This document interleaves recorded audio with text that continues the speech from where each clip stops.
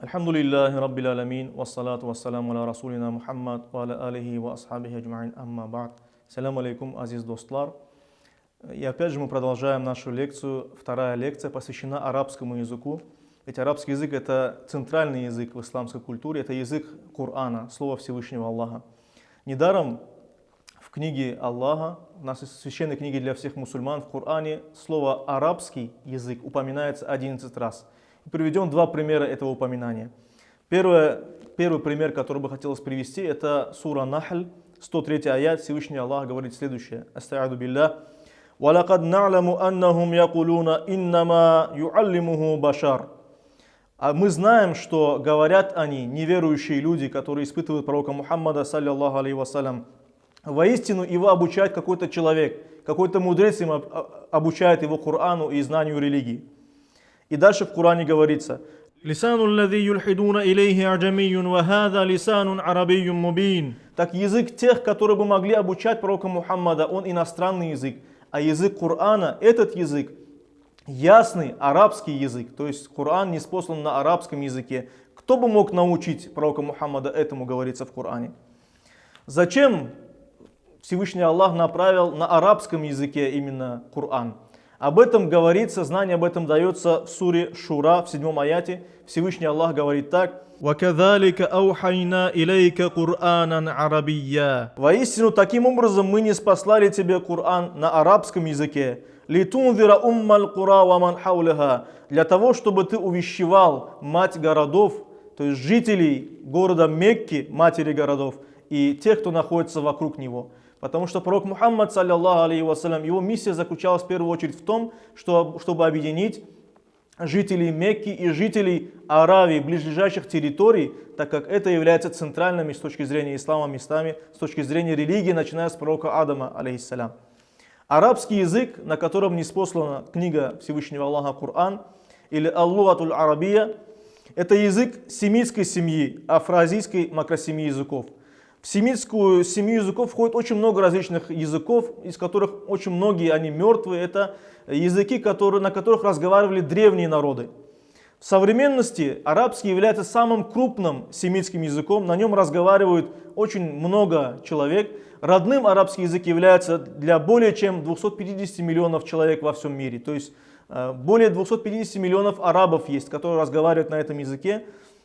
Кроме этого, как второй родной, его используют более 50 миллионов человек в мире. И кроме этого, не будем забывать, что в мире есть более чем 1,5 миллиарда мусульман. И для этих мусульман арабский язык является священным языком, то есть является языком священной для них книги Корана.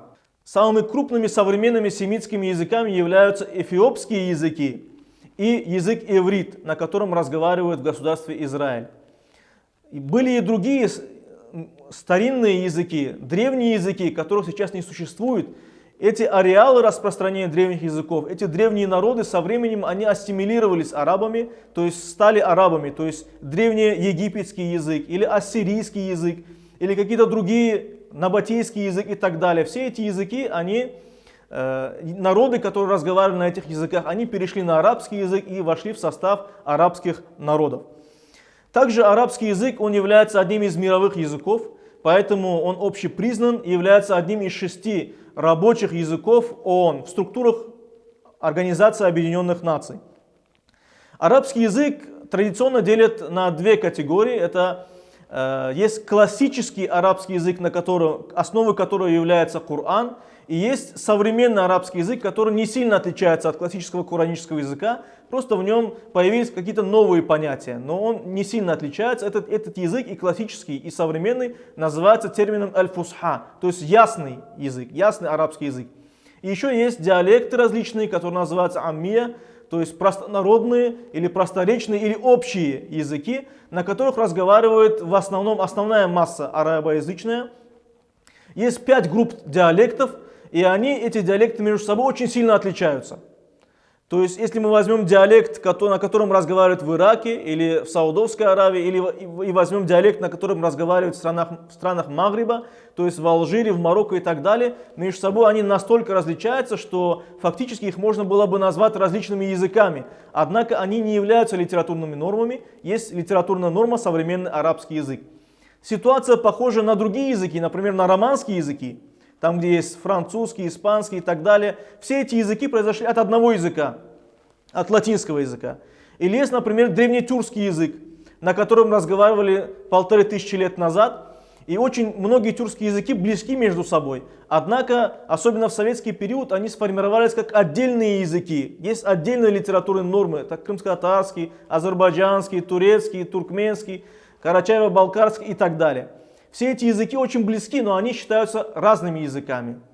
Также и арабские диалекты, они друг от друга очень сильно отличаются, однако есть одна литературная норма, современная арабского языка, которая восходит к классическому арабскому языку, и основой является Коран. И именно благодаря Корану, именно благодаря священной книге для мусульман, Слову Всевышнего Аллаха, арабский язык сохранил свое единство, не разделился на множество различных языков арабской языковой группы. Современный арабский язык, он мало отличается от классического арабского языка, основой которого является Слово Всевышнего Коран. И классический арабский язык, он также мало отличается от древнеарабского, на котором разговаривали предки пророка Мухаммада, саллаллаху алейхи вассалям, и образцы письменности которых сохранились до наших дней, начиная с 5 века нашей эры. Таким образом, религия ислам объединила арабов и объединила все семитские народы, которые в дальнейшем, ассимилировавшись, тоже стали арабскими народами в большинстве своем. И таким же образом Коран, Слово Всевышнего Аллаха, создало такой феномен, когда язык литературный, арабский литературный классический язык, он просуществовал на протяжении огромного количества времени, на протяжении веков, фактически не изменившись. И сохранился литературной нормой для такого огромного количества людей. Это феномен с точки зрения лингвистики, языкознания. Других таких примеров среди других языков не существует. Арабский язык в первую очередь для арабов, но также и для других народов, которые приняли ислам, стал языком религии. Однако вместе с тем, что он являлся языком религии, он стал также языком науки и языком поэзии. И поэтому мы можем видеть зачастую, что представители различных народов, не арабов, когда писали свои труды, в первую очередь они писали его на арабском языке, чтобы каждый мог понять. Когда поэты не арабы, писали свои стихотворения, они создавали обычно 3 дивана, то есть 3 сборника стихотворений на арабском языке, на древнем изысканном персидском языке и на своем родном языке. Священный Коран является основой нашей религии, и поэтому изучению ему придавалось огромное значение. И поэтому с точки зрения языкознания, также изучению Корана, изучению арабского языка уделялось очень большое внимание среди ученых исламской уммы. Поэтому появилось очень много филологов, которые занимались изучением арабского языка. И среди них было очень много таких людей, таких филологов, которые сами не были арабами, но они вложили очень большой вклад в изучение, написали первые грамматики арабского языка. Такие имена, как Сибавей, такие имена, как Авиценна, Замахшири, они вложили очень большой вклад в развитие языкознания, арабского языкознания. И поэтому мы можем сказать, что арабский язык является не только достоянием арабов, но и достоянием всей исламской уммы. Каждый мусульманин, все народы вложили очень большой вклад в развитие, в изучение этого языка. Началось все, особенно большое, конечно же, ударение было сделано на лексикографию. То есть не только изучение грамматики и строя арабского языка, но и на значение слов арабского языка, на сбор этих слов, на составление словарей. Очень большое, конечно же, влияние здесь оказало то, что начали в первую очередь описывать коранические слова. То есть слова, которые проходят в Коране, что они значат, какие смыслы они несут, для того, чтобы правильно истолковать, сделать правильный тефсир, толкование Корана. Затем появились огромные по своим размерам словари, в которых отображались не только слова, которые проходят в Коране, но и вообще все слова, которые удалось собрать среди арабов, среди арабских племен. Эти словари назывались словом «камус», то есть «океан». «Камус» в переводе с арабского означает «океан», и одновременно это означает огромный по своим размерам словарь, в котором собраны все слова арабского языка, которые только удалось найти. Это были невиданные доселе многотомные собрания словарей, толковых словарей, которых в те времена нигде такого не было. Количество томов достигало 20-25 томов, настолько они были объемными.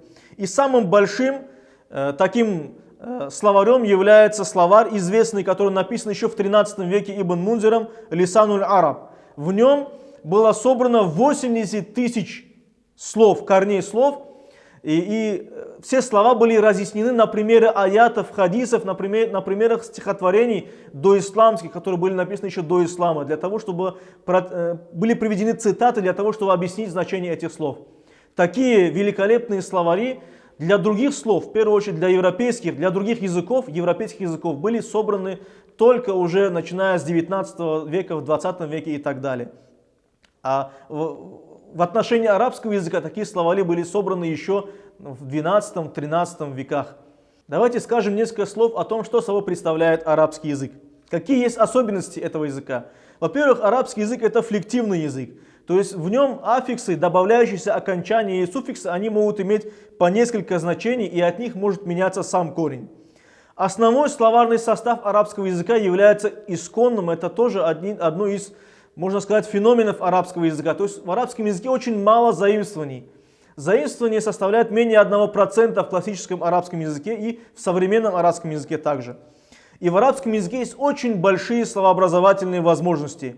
То есть очень много есть видов глаголов, которые образовываются от корней, которые выражают различные оттенки смысла. И есть очень много именных форм. И это показывает проработанность этого языка, его возможность для обозначения различных значений, в том числе новых, которые появляются в этом языке. Если в арабском языке очень мало заимствований, то из арабского языка в другие языки ушло очень много слов, которые связаны не только с религией, но и связаны с наукой и вообще с культурными какими-то явлениями. Вместе со словами перешли и филологические традиции, особенно во многие языки мусульманских народов. Например, в русском языке большинство слов, которые начинаются на ал или на аль, они из арабского языка. А в тюркских языках, например, в крымско-татарском языке, большинство слов, которые начинаются на м, они с арабского языка.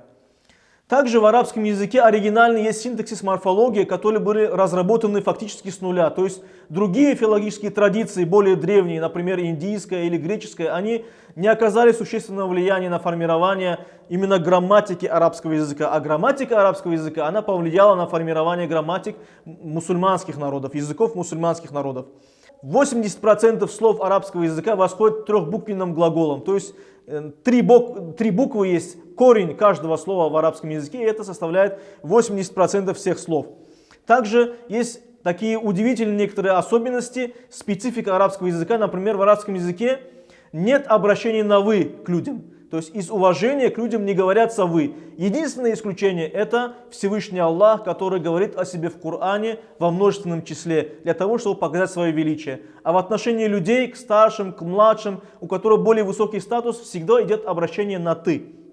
Также одним из специфических явлений арабского языка, которые достаточно редко встречаются, является то, что в арабском языке есть двойственное число. Кроме единственного числа, кроме множественного числа, которое начинается с 3 и выше, есть двойственное число для отображения двух предметов или двух людей. Также в арабском языке есть 3 падежа, это именительный, родительный, винительный падежи. Кроме этого, в арабском языке есть категория рода, мужской и женский род. И отображение мужского и женского рода даже есть в тех языках, в которых этой категории нет. Например, в крымско-татарском языке нет категории рода, однако есть заимствования с арабского языка, в которых эта категория есть. Например, мы говорим шаир, это поэт, а шаире, это поэтесса, хотя в крымско-татарском языке нет разделения на род. Также особенностью арабского языка является то, что в арабском языке есть определенный артикль и есть тенвины, которые определяют, показывают, что это неопределенный род. Если идет определенный артикль «эль», это означает конкретная книга. Например, «китаб» – это книга, а «эль-китаб» – это подразумевается конкретная книга. Во многих случаях это здесь подразумевается Коран. И напоследок осталось сказать несколько слов о графике арабского языка, о происхождении арабского алфавита. Арабский алфавит произошел от финикийского письма. То есть был такой семитский народ когда-то, который жил на территории современной Палестины и Ливана. У них было свое письмо, финикийское письмо. От этого письма произошло арамейское, набатийское письмена. От этого произошло также и греческое письмо. А от набатийского письма именно произошло арабское письмо. Первый текст, который был записан на арабском языке, арабским письмом, он датируется 512 годом нашей эры. Как и все письменности семитских народов, арабский язык пишется справа налево, и это является консонантным письмом, то есть на письме отображаются только согласные буквы. Также изначально, когда писали на арабском языке, все буквы между собой были в значительной мере сходные. И когда ислам получил распространение, начал распространяться среди неарабских народов, появилась потребность в дополнительных знаках для того, чтобы неарабы могли правильно читать арабские письмена, в первую очередь Коран, который записан на арабском языке. И поэтому появились первые диакритические знаки, которые могли помогать читать, для того, чтобы арабская письменность получила именно ту форму, в которой она читается сейчас. В первую очередь, в VII веке такой ученый, филолог Наср бин Асам, он поставил точки над буквами, для того, чтобы те буквы, которые похожи друг на друга, их можно было отличить друг от друга. Были поставлены точки над буквами. Также этот ученый, он впервые изобрел знак хамза и знак шедде, знак удвоения. Первая система огласовок была изобретена Эбуль Асвадом ад-Дуали также в VII веке. Это школа филологическая в Ираке. Первая система огласовок представляла собой также точки, которые писались отличными чернилами, например, красными чернилами, для того, чтобы отличать их от основного письма. Затем современная система огласовок была введена ученым Халилем бин Ахмадом аль-Фарахинди в 786 году. То, к которому мы привыкли, то есть фатха, кесра и дамма, все эти огласовки были заведены уже в это время.